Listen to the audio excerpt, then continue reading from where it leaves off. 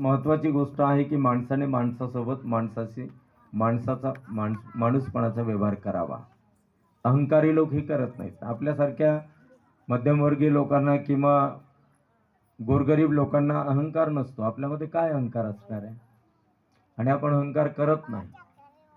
अहंकार हा माणसाचा सर्वात मोठा शत्रू असतो. अहंकारामुळे माणूस हा वाळीत टाकला जातो, दूर पडतो. अहंकाराला भगवान बुद्धांनी दुर्गंधित असलेल्या वस्तू समान असं म्हटलेलं आहे.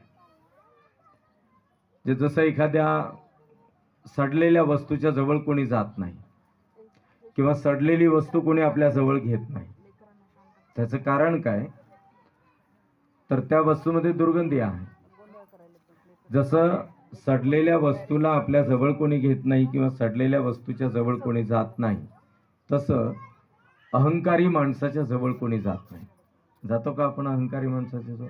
जणू काही ती सडलेली वस्तू आहे, बरं की नाही?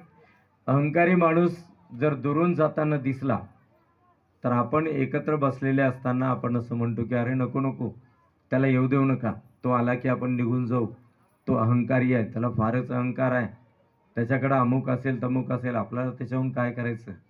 म्हणजे जणू काही सडलेली वस्तू. अहंकार हा दुर्गंधी निर्माण करतो. बाबासाहेब आंबेडकरांचं